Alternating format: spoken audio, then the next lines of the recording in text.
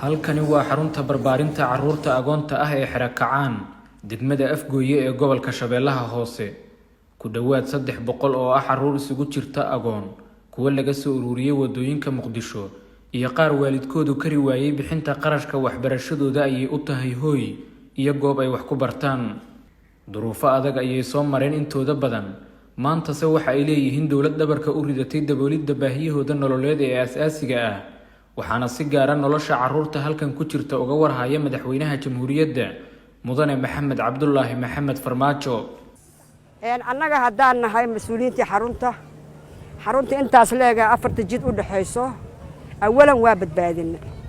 ujeedka u badbaadina waxay ahayd agoona lagu caawin jiray in agoonta ay u baxsato lagu caawino maanta waxa arkaysiin ujeedkii loo dhisay in la fuliyay ee dawladdu way fulisay ay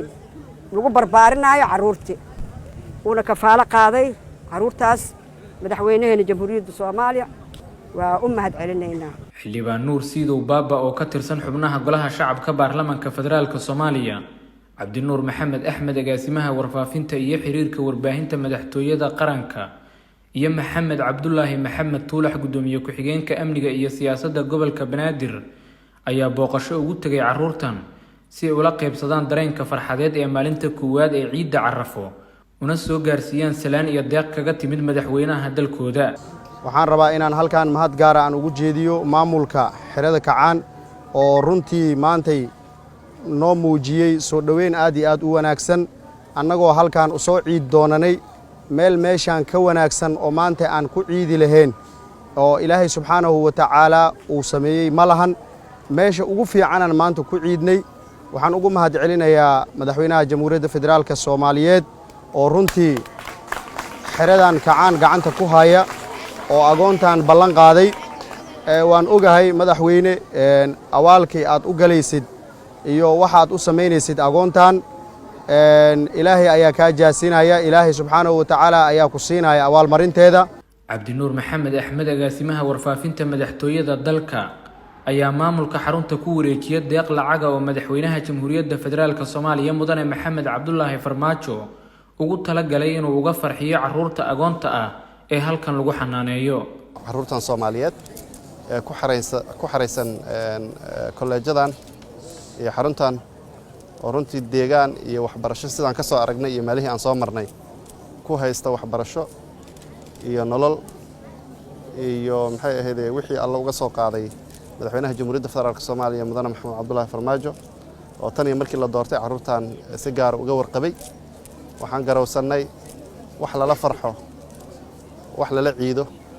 waqtina lala qaato oo agoon ka fiican ma jirto waxa Ilaahay mahadiisa walaashan Faadumo in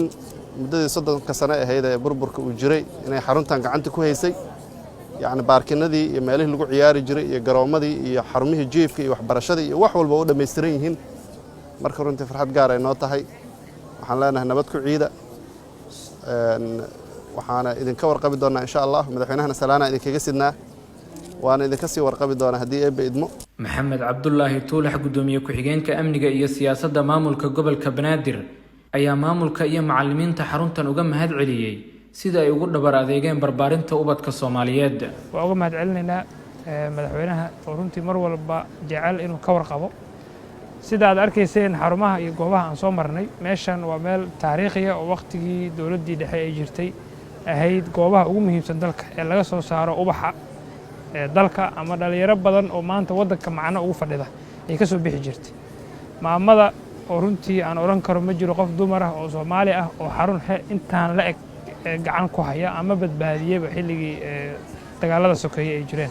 maamo Ilaahay ajir ka siiyo halkan waa dugsiga hoose dhexe iyo sare ee Kacaanka degmada Afgooye ee gobolka Shabeellaha Hoose ku dhawaad 300 oo kamid ah carruuraha agoomaha iyo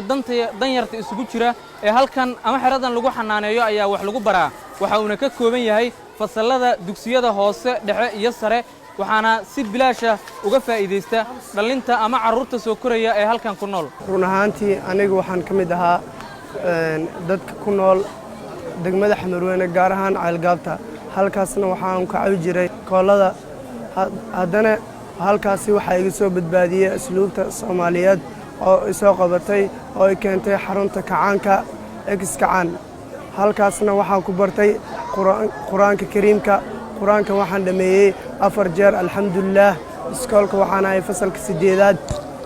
waxaan bartay 40 axaadiis, siiradda nebiga, safiinatu salaad iyo in ka badan halaas oo cilmi ah. haddana maanta nolosheeda waxaan ugu faraxsanahay aad iyo aad oo aan ka soo baxay mugdigii ku jiray oo ilaahay iga soo bixiyey oo iftiin ii keenay oo cilmi iyo aqoon oo ii kordhay. maantana waxaan u mahadcelinayaa dhammaan dadkii ka dambeeyey horumarkayga iyo higsigayga. Shucayb Maxamed, warbaahinta qaranka, Afgooye.